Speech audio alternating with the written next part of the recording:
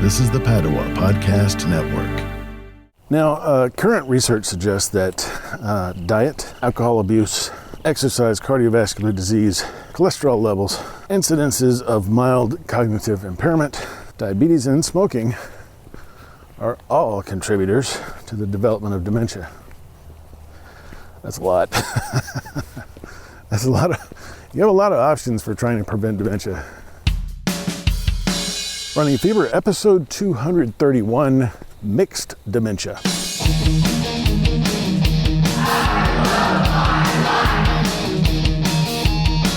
Well, welcome to Running Fever. My name's Michael Davis.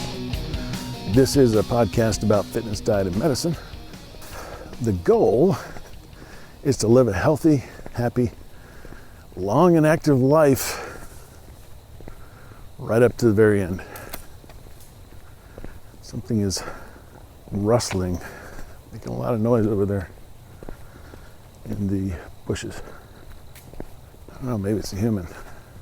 Animals will usually either freeze or take off running.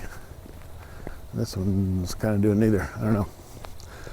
Anyway, long, healthy, happy, active life right up to the very end if you can dig it. Stick right here, we'll get there together.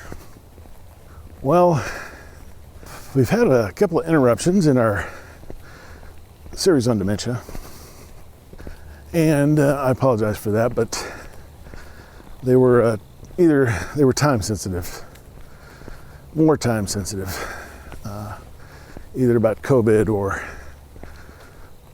my annual physical, which would, not be appropriate to probably publish a year after it happened. I'll already have had my... Anyway, welcome to the 8th of our 17-part series on dementia. About 50 million people suffer from dementia worldwide, and it's a debilitating disease. But it may be preventable. And so I've set out to learn as much as I can. And of course, as always, bring you along with me. And part 3, I went through the portion of the many types of dementia. And we're going to have separate episodes on the most common of these. And this is the 5th and final of that series. And it's about mixed dementia, or abbreviated LBD, I'm sorry. Let's not abbreviate it at all. Let's just call it mixed dementia.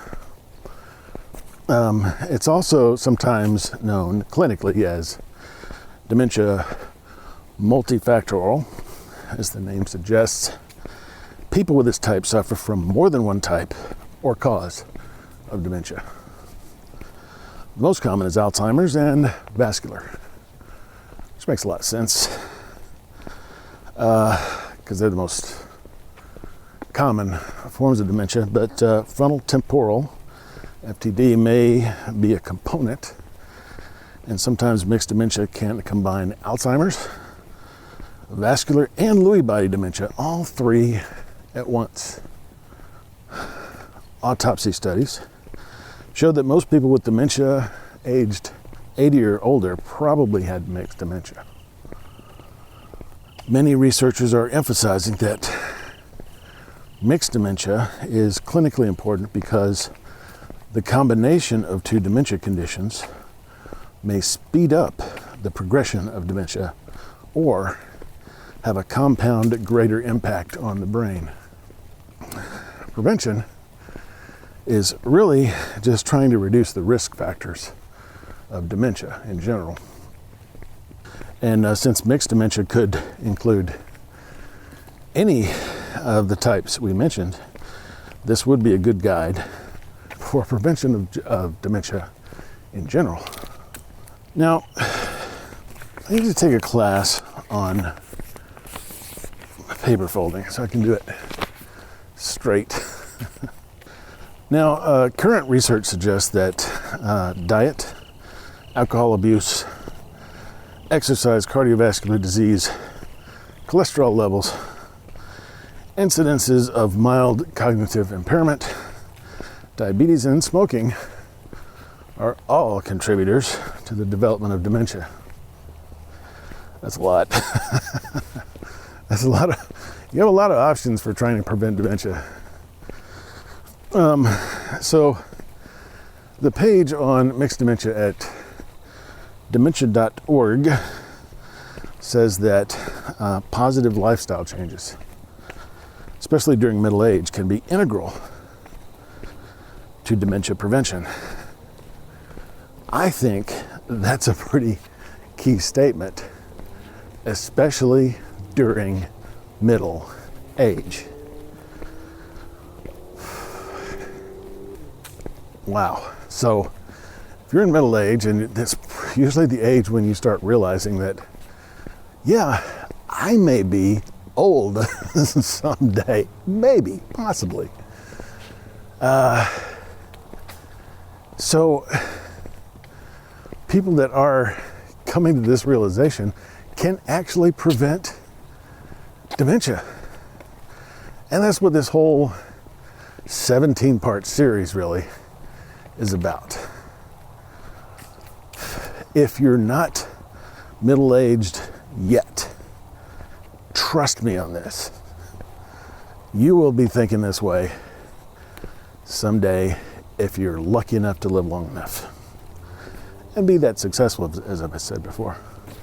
Every day of life is a success story. So, here are some preventative measures. Isn't it great when we have stuff we can actually do? Quit smoking.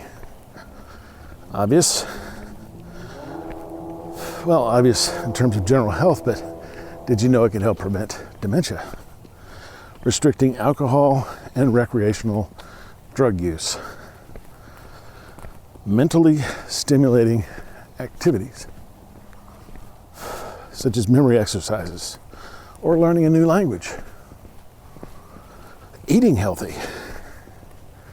Maintaining a regular exercise routine, such as walking at Lake Fayetteville, like I'm doing this morning. Staying socially active, such as walking at Lake Fayetteville like I did last week with my friend. Getting quality sleep. Managing stress well, like I tried to do this week when I went on vacation. Managing health problems such as high cholesterol, diabetes, and high blood pressure. So I'm on blood pressure medication, and at my physical, there was no talk about that. So I guess I'm doing well with that, but cholesterol was borderline. And that's kind of been pretty regular with me, although a couple of years ago I had a high reading in my biometrics test, a biometric screening. They were checking cholesterol somehow. Now, I can imagine that mixed dementia just makes a tough diagnosis even tougher. I mean, it seems that most of the time, patients are diagnosed with only one type, and only after death, if it's is it determined that they have the multiple types of dementia that we're talking about today. So the same goes for treatment and prevention. But having finished our study of the 5 most common dementias, it seems to me that vascular dementia is probably the most preventable of the 5. And there's synergy with preventing the number 1 cause of death, cardiovascular disease. So my takeaway before doing anything else is to make sure I'm taking care of my heart and circulatory system. Next time we're going to talk more about prevention in what may be my favorite episode of the series. So stay tuned and stay toned. And as usual, if you got the fever, keep it. If you don't have the fever for some reason after listening to an entire episode, by all means catch it. And I will talk to you later on Running Fever.